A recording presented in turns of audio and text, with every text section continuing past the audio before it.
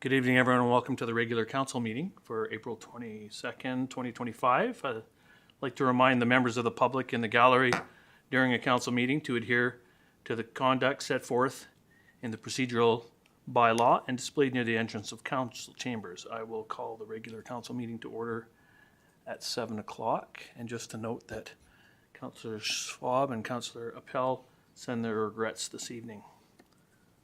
Starting with land acknowledgement, Blackfalds Town Council acknowledges that we are on Treaty 6 territory, a traditional meeting ground, gathering place, and traveling route to the Cree, Saulteaux, Blackfoot, Métis, Dene, and Nakota Sioux.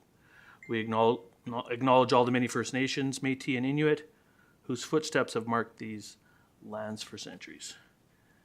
Has Council had a chance to review the agenda for tonight's meeting? Any additions or deletions from Council? Councillor Sands? I'm not sure where to bring this up, but I was just looking at the EDTAC meeting minutes. I'm sorry, I should have wrote this down, but I didn't. It was, you just give me two no problem. seconds here. So I believe it was the, yeah, so it was the February 3rd EDTAC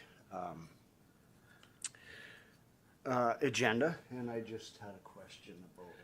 Okay, do you want to exempt that and we can have a little discussion about If that? that's how we do it, then sure, I wouldn't Okay, mind. so we're going to exempt the February 3rd. And I think administration, you also had something that we were changing, so just to look and see how that would number at this point. Yeah, so we do have a couple, we will, under delegations, we would like to add the introduction of Trevor Wilton, the Deputy Chief of Training and Prevention for our fire department. We would also like to move up 6.5 transfer station hours to 6.1, and everything else should shift down. So then the EDTAC minutes could be 6.8.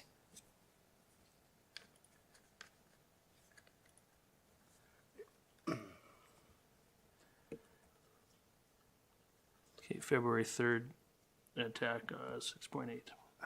Anything else? Okay. Seeing no further exemptions, I'll ask for a motion to adopt the regular agenda as amended. Deputy Mayor Coulter. I move to adopt the regular agenda as amended. Thank you. All in favor? That is unanimous. Can I get a motion to adopt the consent agenda as, I guess we would call that amended since we're exempting. Councillor Sands. I'll move to accept the consent agenda as amended. Thank you. All in favor? And that is unanimous. So we have no public hearing, and we do have a delegation. I will invite Chief Cote to give introductions to our new Deputy Chief.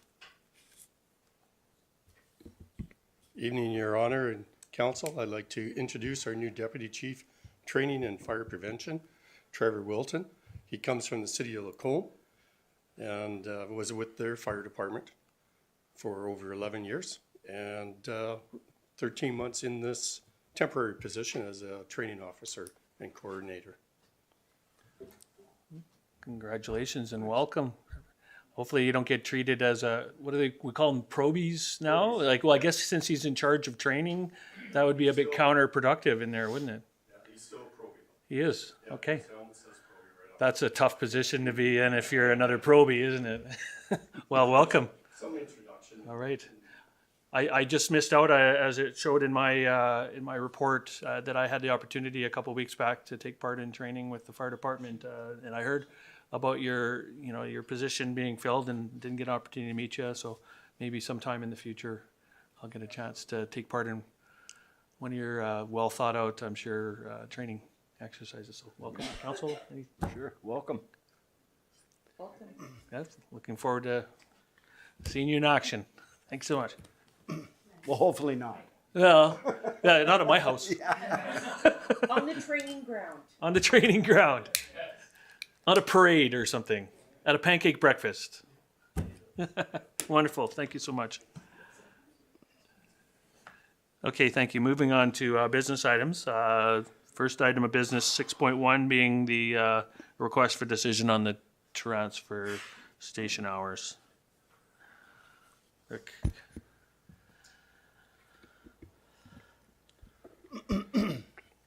Good evening, Council. Since early January, discussions have been held on the current transfer site hours and the impact on operations and the budget. On March 17th, Standing Committee of Council, a report was given on the user frequency as well as a proposal to shift Tuesday and Saturday hours of operations during the months of May to September. The hours for Tuesday and Saturday would be 10 to 6 p.m. The shift would allow residents to access the transfer site later, commencing May 1st. The hours for Tuesday and Saturday would revert back to 8:30 to 4:30 on September 1st. This shift can easily be accommodated during the summer months with minimal financial impact and staffing, as one of the seasonal temporary staff could be assigned to the transfer site. In addition to the minimal financial impact, there would be minimal impact to operations and in turn provide benefit to residents wishing to use the site during the busier season. The 2026 budget survey will poll residents on increasing the service level for the transfer site beyond the shift to summer hours and the associated cost. Subsequent to this, administration will bring forward a business case for service level increases beyond the extent of the proposed changes to the 2026 budget deliberations. The business case will identify the operational impacts and the associated costs of any service level increase beyond the change to summer hours. Administration recommends that council authorize the shift in hours for the transfer site on Tuesdays and Saturdays effective May 1st. During this time period, allow administration to work out the transfer site operational implications, including the changes and additional responsibilities that will fall to the transfer site operator as a result of the extended producer responsibility and the budget implications to increase the service level at the transfer site. Administration recommends that council approve the changes to the transfer station hours of operations for Tuesday and Saturdays from 10 a.m. to 6 p.m. effective May 1st, 2025, ending September 1st, 2025. Alternatives that council refer this item back to administration for additional information. Any questions? Thank you. Comments or questions from council? Deputy Mayor Coulter. Just one clarification to ensure that this, when this comes back to budget for 2026, that we look at all the numbers from COVID, pre-COVID to now, so that residents are getting the full version of what we're looking at. And just to confirm that this is just so that we have a solution for 2025 season, busy season. But it is something that will come back to budget for 2026. Yes. Okay, thank you. Councillor Sands. Thank you. And yeah, thanks to administration for bringing this up here tonight. I just now this is kind of hard for me because I was really in favor of the Sundays, and I still am. But I do know exactly how many moving parts there are now over the course of the 5 years since we've had those hours previous that we need to look at, and we need to be responsible to the residents. And I, as much as I would like to say I want to see it open on Sunday, right now, I wouldn't be very responsible if we didn't take a better look at the numbers, and I know that that's what you guys want to do. And so I'm in favor of you guys extending these hours temporarily in the meantime. And I just want to make sure that, that the residents know that we are indeed trying to figure a way, or trying to see what this is going to cost, our environmental impacts, that type of thing, for this.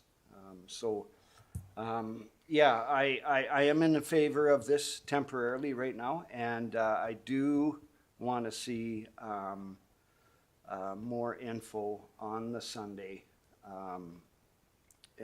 Yeah, it's too bad, because it would be nice to see this switched back, but I know, you know, like I said, over the course of 5 years, we see a lot of changes. We see a lot of differences that have happened.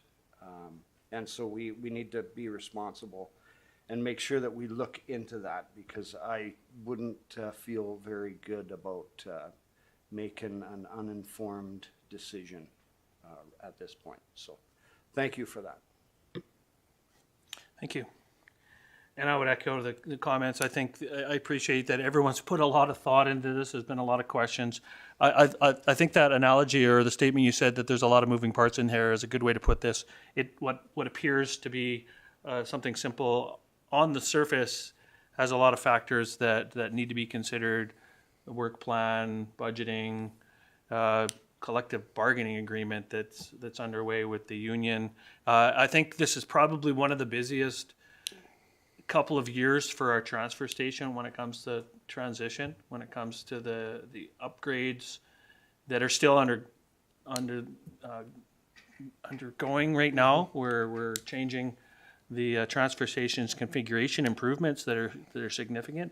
EPR is something that is really brand new for us, a couple weeks, really 3 weeks now, I believe. Yeah, April 1st. Yeah, we're trying to get a sense of how that impacts us in the long run, and no doubt that'll be something that will be an opportunity for us. But, you know, again, without knowing what the impacts it has, it is something that we need to put a little bit of time. And I think, you know, a few months is really all we're looking at in order to look at this and do our due diligence. So I appreciate the comments. I personally like the idea of extending hours, but I'd like the idea of doing it in a responsible way. And so I appreciate that we've put a big task on our administration. And I look forward to seeing what the results are. So that said, we do have administrative recommendation in front of us. Deputy Mayor Coulter. I move that council approves the changes for the transfer station hours of operation from Tuesdays and Saturdays from 10 a.m. to 6 p.m. effective May 1st, 2025 to September 1st, 2025. Thank you. Debate or discussion? Call the question. All in favor? Thank you. That is unanimous. Good evening. Thank you. Thank you.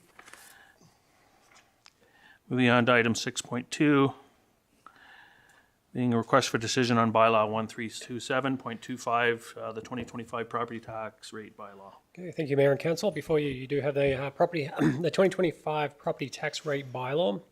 The MGA requires municipalities to set property tax rates on an annual basis. The determination of rates are based on the funds required to balance the budget. As this has already got first reading, I won't read it word for word. I'll skip down to the important parts. The current tax rate and mill rates, as you can see from 2022 right through to 2025, they have been dropping, and that's evident of an inflationary kind of house prices going up. So our mill rate will drop. However, on the non-residential, we have slight increases there over last year. This boils down to the actual property tax rate, or property taxes that an average house would pay. So a house valued at $352,000 will see around a $225 a year increase. That increase is made up of the municipal portion, about $136, the school requisition, which is Alberta School Foundation Fund, for $87, and seniors requisition for about $2. Yeah, during the council meeting on April 8th, council gave first reading to this bylaw. Financial implications that we have set the 2025 operating budget, which includes a 5% tax increase, and the monetary values that I just mentioned. The administration recommendation there is to give second and third reading to this bylaw. And I'll open up for any questions. Thank you.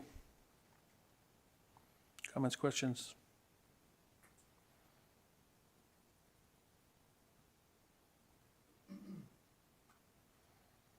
I will say appreciate the package that's put together on this, that does break down, a lot of the variabilities in this. I think it's important for residents to have access to understand that this, even though there is a 5% increase to the budget, there is other revenue that's coming into the budget that does help buffer a little bit of that in terms of how much of that increase is passed on to individual residents.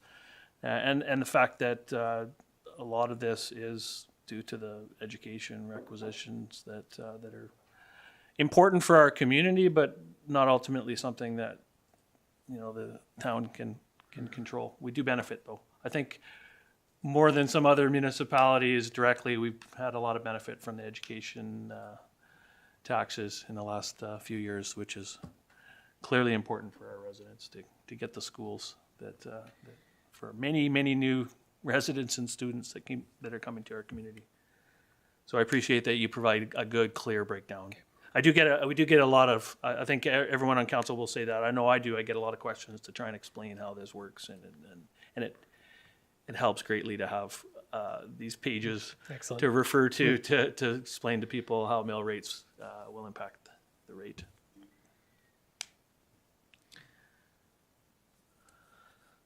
Councillor Sands. If nobody else has anything, I'm prepared to move that council give second reading to bylaw 1327.25, 2025 property tax rate bylaw for the town of Blackfalds as presented.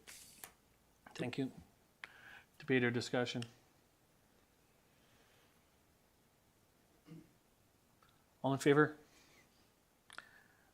That's unanimous. Councillor Dennis. I move that council give third reading to bylaw 1327.25, 2025 property tax rate bylaw for the town of Blackfalds as presented. Thank you. Debate or discussion? All in favor? And that's carried unanimously. Thank you. Moving on to 6.3, which is a request for decision on bylaw 1332.25, the council procedural bylaw. Thank you, Council. The Council Procedural Bylaw regulates the proceedings and conduct of Council and Council Committee meetings. Council Procedural Bylaw 1289.23 was adopted in 2023 with minor amendments in 2024. When the amendments were brought forward, it was identified that further amendments would be brought forward back to Council in response to Bill 20, the Municipal Fair Statute Amendment Act 2024. The revised Council Procedural Bylaw was reviewed by the Standing Committee of Council on April 14, 2025, and it was recommended to be brought forward for consideration at a regular meeting of Council. A summary of key amendments in response to Bill 20R, electronic virtual attendance at public hearings allows electronic participation, enhancing flexibility and accessibility for residents and stakeholders. Procedures for electronic participation are detailed in Schedule D in Part 14 of the bylaw. Note that municipalities have until April 30th to adopt a bylaw allowing for electronic participation in accordance with Section 199 3.1 of the MGA. In addition, conflict of interest provisions were updated to section in the bylaw as per Section 172.1 of the MGA that require councillors to disclose conflicts and abstain from related discussions and votes. A checklist is provided in Schedule B and is intended to be a starting point for thinking about conflicts of interest. However, council should consult the MGA or obtain legal advice if they are concerned of a conflict of interest. Some other key amendments include the removal of FOIP references, replaced with access to information legislation in anticipation of the Access to Information Act being proclaimed this spring. Under definitions, the conflict of interest has been defined. Council reports has been changed from roundtable reports and other minor edits for clarity or accuracy. Under Part 7, Organizational Meeting, Section 7.6 was added to include clarity around establishment of regular council and standing council or committee of council meetings. Part 12, minor amendments were made to the minutes being posted on the website. Section 12.7 was added to provide clarity around who signs council minutes and once they are approved. Part 14, public hearings, a new section setting out public hearing procedures and Schedule C to be more procedural based than script. Part 33, Standing Committee of Council, removal of presenter and presentations and replaced with delegations to be consistent with all council meetings.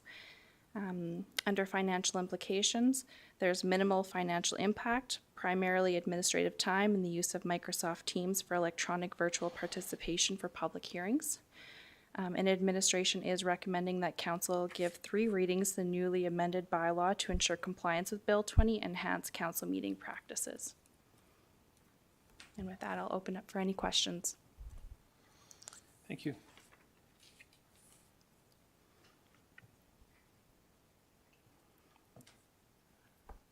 Questions, comments?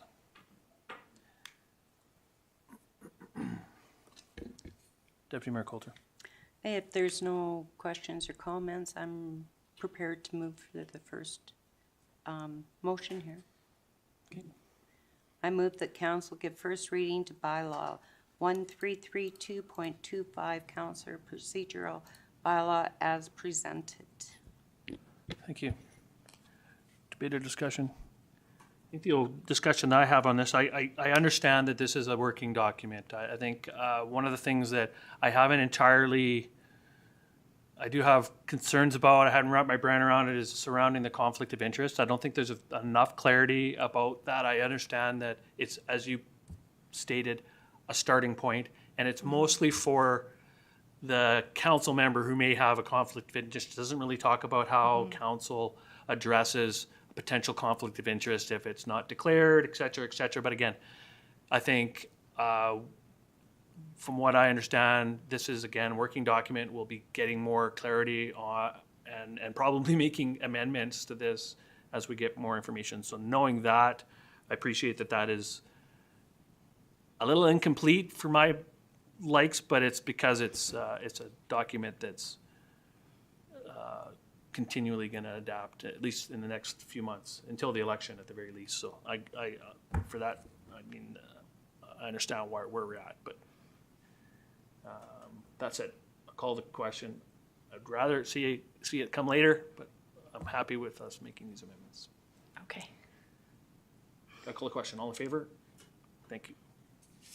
And nothing to do with what you did. I think that you're doing the best you can with what's coming from our provincial government's changes. So, Councillor Dennis. I move that council give second reading to bylaw 1332.25, council procedural bylaw as presented. Thank you. Debate or discussion on that motion? I call the question. All in favor? And that passes unanimously. Thank you. Item 6.4, request for decision on council. Sorry, administrative recommendation is to give all 3 readings. It's just that municipalities have until April 30th to adopt a bylaw Sorry. for allowing electronic I'm on the participation. bylaw instead of the actual Sorry. recommendations.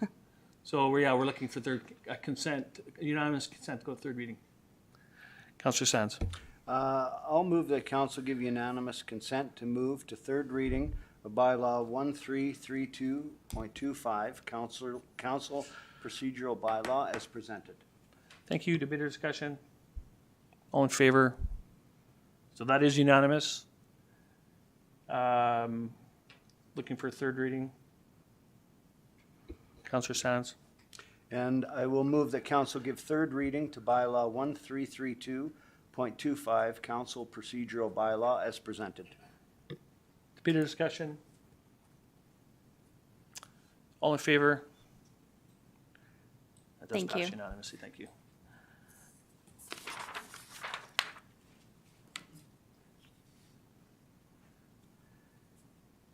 Moving on to 6.4, request for decision on council policy 184.24, the signing authority. Thanks, Council. We did discuss this at the Standing Committee last week.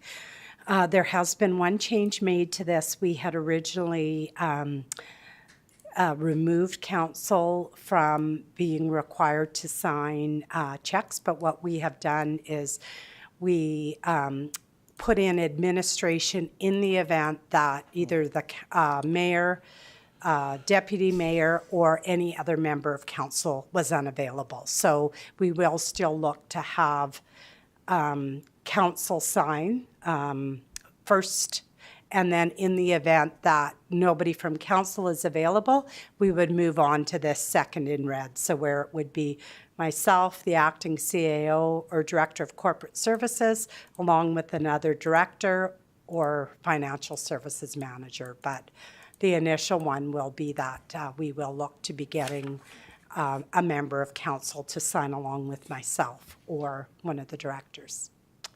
Thank you. Does anyone have questions or comments? The administrative recommendation is that council adopt the amended council policy CP 18424, signing authority as presented, effective immediately.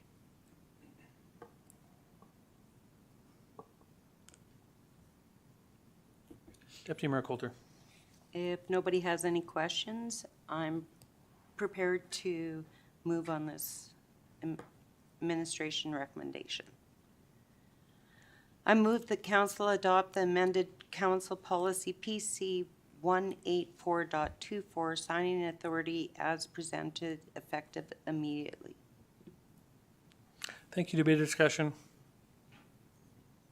All in favor? And that passes. Thank you.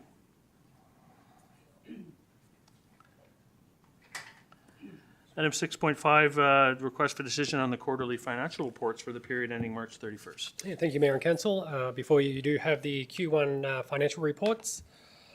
So the operating revenue and expenditures, which is Appendix A, gives a high-level overview of revenues and expenditures incurred to date. The variance between the annual budget and the actual as a percentage of the budget. These main indicators will identify any areas of concerns. Appendix B, which is the divisional statement and variance, displays revenues and expenses for each department and gives a brief explanation for significant variances. The capital projects, which is Appendix C, this report displays the prior year approvals, the approved budget from the capital plan, additional funding approvals, expenditures to date, and a brief update on the status of the projects. Appendix D is attached as well, and that's council expenditure reports. This report displays the budget, year-to-date expenses, variance, and percentage of budget by councillors. So in summary, the operating revenues recognised for the period ending March 31st, 2025 are $6.75 million, which is 26% of budgeted revenues. The operating expenditures are 4.86%, which equals 20% of the annual expenditures. The current situation at the moment is a surplus position of 1.89 million before operating transfers. Under environmental services, so these are fee for services, the first quarter of revenues are 2.1 million or 21% of the annual budget.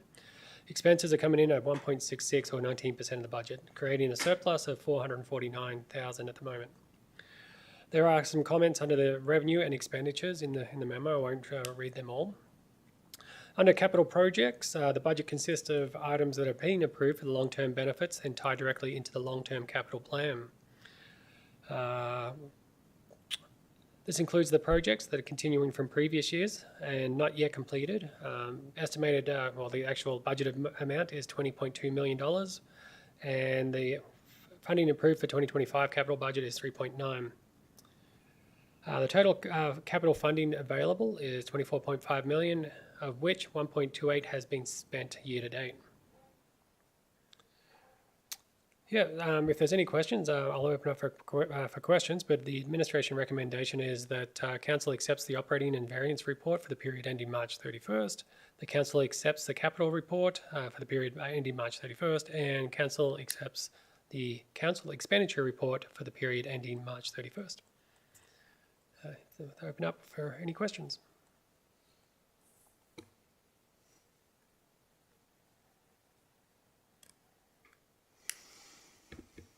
Councillor Sands. I just wanted to make a quick comment that I think we're doing pretty good. Yeah, oh yeah. Yeah, It's early days though. yeah. Great work. Q1. Early days, yes.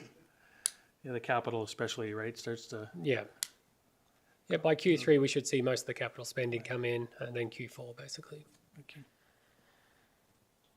right, yeah, no, this looks pretty consistent to previous years.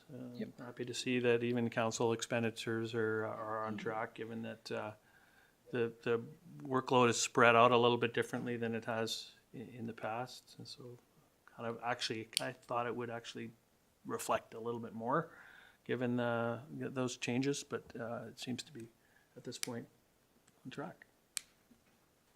All right. Anybody interested in moving Councillor Sands? I'm prepared to move that council accept the operating statement and variance report for the period ending March 31st, 2025 as information. Thank you. Debate or discussion? Call the question. All in favor? Thank you. Lots of administrative recommendations, not a lot of people to move it. So, Councillor Dennis. I move that council accept the capital project report for the period ending March 31st, 2025 as information. Thank you. Debate, discussion? All in favor? That is unanimous as well. Deputy Mayor Coulter. I'll take the last one. I move the council accept the council expenditure report for period ending March 31st, 2025 as information. Thank you. Debate and discussion? All in favor? And that is unanimous as well. Thank you. Moving on to 6 point, I think we're back on track, 6.6. The request for decision on assessment services RFP results. Yeah, thank you, Mayor and Council again. So I'm here to follow up on some questions that Council had. At the last Council meeting, which is April 8th, Council raised concerns regarding the 5-year term and termination clauses within the agreement. In most of the RFPs that we do put a termination clause in there, and the excerpt is here that we do put in our RFPs. I'll just read it there. Section 17, termination. The agreement may be terminated as follows: by the municipality effective immediately for cause upon notice to the proponent, and by either the municipality or the proponent for any reason whatsoever upon 90 days notice to either party. So that's kind of our, things aren't working out. We'll try and work with the property assessor to increase service levels and whatnot. But that's the get out of jail free card, basically. We can give them 90 notice and we can go back out for an RFP. So, yeah, if there's any other questions, but I can definitely field any questions there. But the administration recommendation is that council award the 5-year assessment services contract to Powers and Associates, and the council appoint Powers and Associates as the property assessors for the town of Blackfalds for a 5-year term.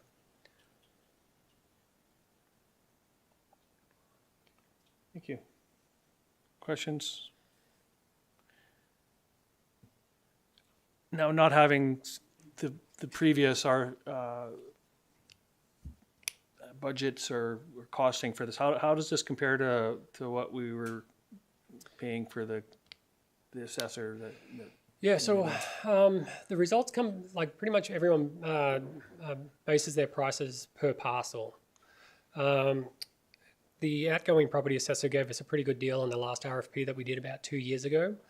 This one's comparative. It's a little bit more over the budget, and we'll bring that back into spring adjustments. However, I can boil it down to this is about $14 per parcel. We did see some of the property assessment quotes come in upwards of $19 to $20 per parcel. So it's in the ballpark. And there's also camera fees, the mass appraisal fees that gets passed on to us as well. So it's pretty similar to our previous contract, which was a really good contract.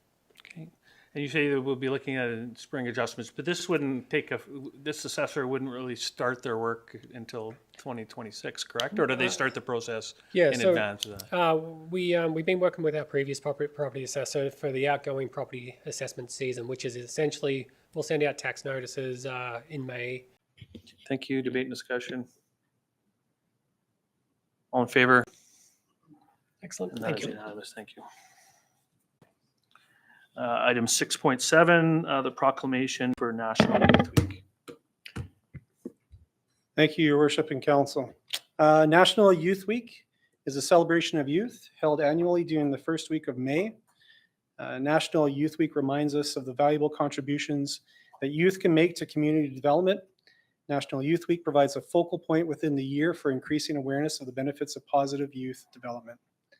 And 2025 is the 7th year that the town of Blackfalds will be celebrating National Youth Week. And included in our package is the events which kick off on May 1st with the Youth Recognition Night, and then carry on all the way to May 7th. And some interesting new events in there. So the Control V virtual reality looks like it'll be a lot of fun. So personally, but yeah, with that, I guess we're just looking for council to proclaim May 1st to 7th National Youth Week. Thank you. Questions? No Councillor Dennis? questions. Oh, I do. Oh, okay. Deputy Mayor Coulter. I just have one quick question on the financial impact with the number of events and stuff that are coming up for Youth Week. Is $1,000 going to be enough? Apparently, that's what they budgeted for it, and that's the budget they're sticking to. So yeah. Okay, I just want a clarification. Yeah. Thank you. Yeah, I'm impressed. We do a lot. We have some great youth in our community. I know it's like the privilege of taking part with some of them, and I look forward to this week. I might even show up at one of these events. I don't know if they'll let me in, but Councillor Dennis? It's not Seniors Week. It's not. I fit automatically into that now, apparently. If there's no other questions, I'm willing to move that council proclaim May 1st to the 7th, 2025 National Youth Week in the town of Blackfalds. Thank you. Debate or discussion? Call the question. All in favor? Thank you. Thank you. Proclaimed. As proclaimed. And then finally, 6.8, looking at the EDTAC minutes from February 8th. Councillor Sands. Sorry, this will probably only take a couple of seconds, but I just had a question regarding February 3rd. I was just wondering who chaired that meeting. Does anybody remember? Let me get to it. I think it was probably Councillor Oldford. It says he's with regrets. Yeah, that's the reason I'm asking, is because it says I know he's a great chair. I just see that he'd sent his regrets in, but signed off on the minutes. So I was just wondering if. No, I think Peter kind of led the meeting. Okay. See if I have notes on that. Pardon? And that would have been an organizational meeting as well, right? That's So it correct. would have They been probably wouldn't administrative have a running- chair at running it, and we appointed Calipandit, and so it wouldn't have been chaired officially at that point. So Yeah. that being a new thing for us in later in the season, being an organizational meeting. So But that was a good catch that he signed up. 'Cause he Yeah, I should was have. just, and nothing against him. No. Because he's a great chair. I just noticed that, and so I was just wondering okay, how. so I didn't notice that. Is that played going to out. mean an amendment, or does it matter at that point who signs off on it? I think think it it's in does. our policy that it It has to would- be it- who chaired it. It doesn't it? I believe so. So yeah, one of the things, even when we do our organizational meeting, the CAO chairs it up until the point where council's sworn in, and then those minutes would be signed off by the mayor at that point. So that portion of it, so it should technically be Cala, I would say, at that point. He didn't chair it, but he would be the chair after that appointment. Is it? I don't know what our procedure. We'll have to clarify that, I think. Good catch, though. I'm not clear on how that would be. I know what it would be for our organizational meeting. Yeah, I In just terms of wasn't- I reference wasn't might too not be sure, clear. And I saw that, and I wasn't sure how that would go about with Vice chair, Yeah, they sign the minutes. Right. If they like in NPC and whatnot. Yeah, so if I was to miss, then you So would can we sign. bring this back at our next meeting? We'll get clarification. So do you need a motion to bring this back? No, we can bring it Okay, back. thank you. It's a new one. I haven't had to contemplate how that would work in that case. Okay, It's thank you. probably been the case in previous org meetings where that. would Sorry, likely have been and the case. thank you. Sorry and thank you. Okay, thank you. So that'll come back at another meeting with clarification. So we have no notice of motions. We do have a confidential item. So we'll, do we need to go for a 5-minute recess? So I'll send us into a 5-minute recess at 7:42.